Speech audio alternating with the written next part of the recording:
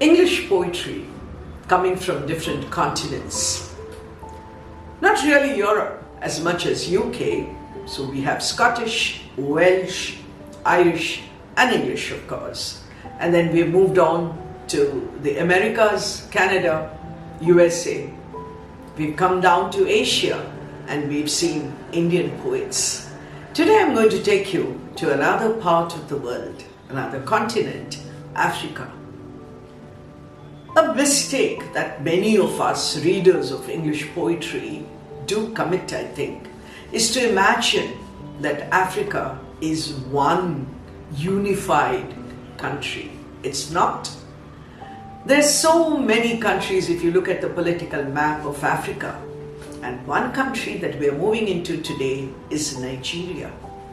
I read somewhere, I can't vouchsafe for it, is that there are about 525 dialects being spoken just in the state of Nigeria, the country of Nigeria. Nigerian poetry, Nigerian writers, many of them are diasporic writers. I'm sure you know the word diaspora, my dear friends, where you move from your country to another country. It's different from immigration, migration, but then I can't go into all those details now. But just to give you an idea about who the other Nigerian writers are, you've got Flora Nwapa, Wole Soyinka, Ben Okri, and of course the one we are looking at today, Achebe, Chinua Achebe. The poet that we are looking at now is Chinua Achebe. His full name, Albert Chinualu Mogu Achebe. 1930 to 2013, novelist, poet, critic, and winner of the Man Booker Prize. For most of us students and teachers of English literature, it is his novel Things Fall Apart, published in 1958, which gives us a clear picture, an amazing picture of Igbo society. It talks about the social and psychological disorientation due to the imposition of Western culture, customs, traditions, rulers, politics and all that. Why am I saying all this? Because in order to be able to appreciate the kind of writing that Achebe does, I think we should know something about his beliefs and his background. Another well-known book is Arrow of God, which was published in 1964.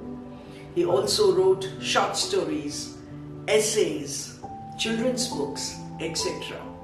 You know, a surprising thing about him, he chose to write in the English language.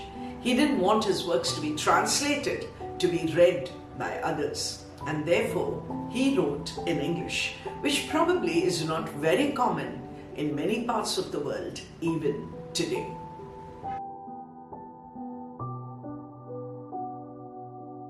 The poem Vultures is a slightly long poem, and therefore I'm not going to read the entire poem at one go.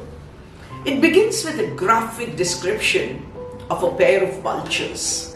In the greyness and drizzle of one despondent dawn, unstirred by harbingers of sunbreak, a vulture perching high on broken bones of a dead tree, nestled close to his, made his smooth, bashed-in head a pebble on a stem, rooted in a dump of grass feathers, inclined affectionately to hers.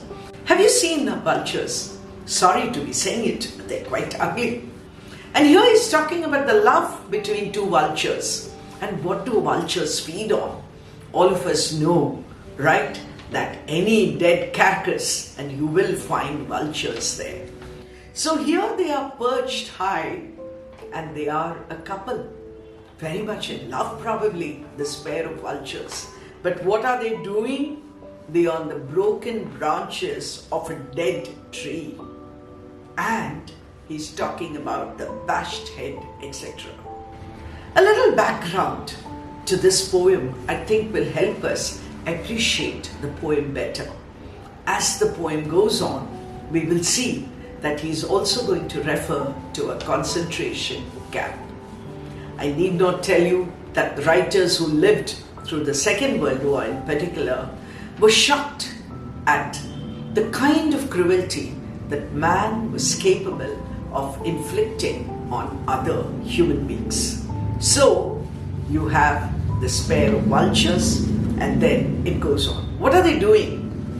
Yesterday, they picked the eyes of a swollen corpse in a waterlogged trench and ate the things in its bowel.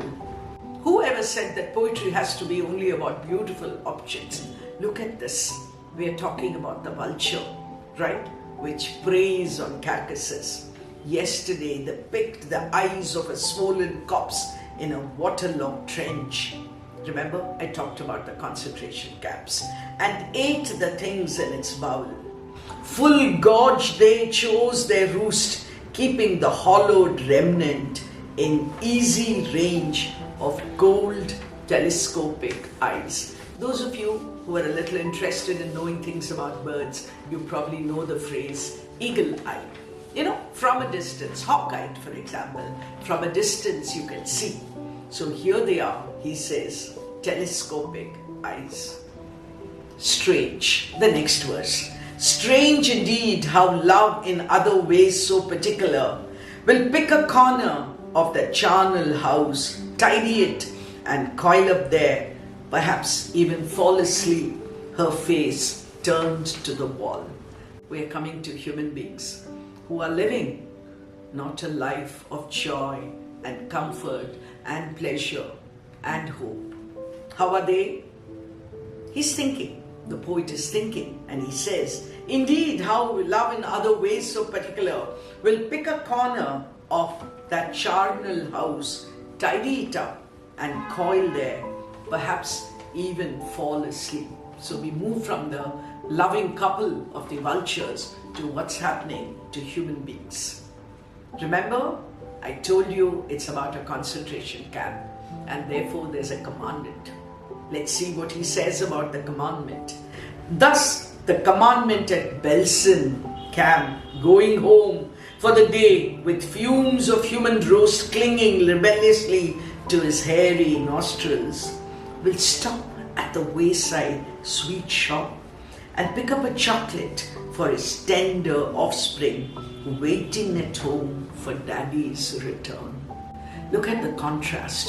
Here is this man who doesn't find it difficult to kill man after man, woman after woman, what have you, but human beings. But then, the same commandment, the poet imagines that the death, that burning of the concentration camp is still clinging to his body. But as he's going home, he's filled with love for his little child. And he will stop to pick up, he says, a chocolate for his tender offspring. Can you imagine the contrast of this man who could kill so many people in the concentration camp being now filled with love for his own offsprings? Praise bounteous providence, if you will, that grants even an augur a tiny glower, tenderness encapsulated in icy caverns of a cruel heart. Or else despair, for in the very germ of that kindred love is lodged the perpetuity of evil. He says, is it God? Is it providence? Is it fate that allows so much of evil to live in the same heart that is filled with love for his own offspring? Despair, cruel heart, look at the words that he uses, and yet there is tenderness encapsulated. For in the very germ of that kindred love is lodged the perpetuity of evil. I think the poet is trying to tell us, vultures feed on corpses, but that is nature. You can't help it. Remember, they are scavengers, so they have to clean the earth for us, and therefore they probably feed on carcasses. But what is it that makes man so cruel? I think the poet is drawing a clear distinction between being forced into evil, into cruelty, because that is natural, and choosing evil, right? Choosing to torture, to harm others of your own ilk. I think it's a beautiful poem. Beautiful also because it is so sad. Is the love of a commandant to be compared to the love of the vulture pair? Certainly not. But love can exist in the strangest of people. And within the same heart, Achebe says, there can be love and cruelty. I think this is a poem that makes us pause and think about human nature and human beings in general. Sad indeed.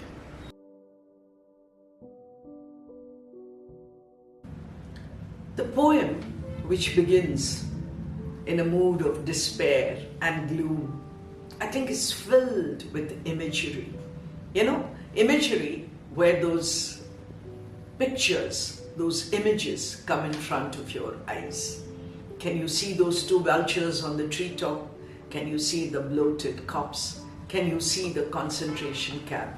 I think the poet Achebe creates all of that so beautifully for us. If I think of the poem in terms of stanza construction, there are 4 uneven stanzas. I think when there's so much of sorrow, no one really looks at the importance of having 6-line, 4-line, 2-line stanzas. There is an extended metaphor of the vulture standing for evil.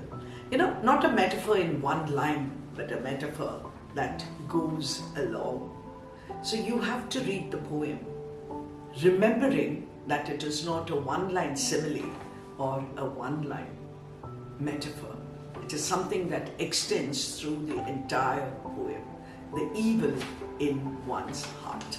A little more extended, and then we would call it the Homeric simile.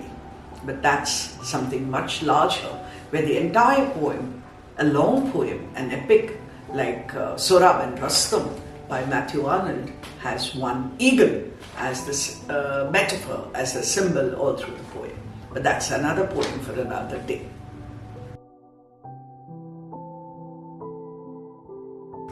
When I think of poems on birds, what come to mind? The cuckoo, the nightingale, the skylark, the dove. I could go on and on. But can I forget Dead Hughes and the crow poems? Can I forget the hawk poems, the hawk in the rain, for example, and other poems on the vultures also? So do look up poems on birds to see how each poet is able to look at it differently, and how there are birds and birds and birds of various kinds.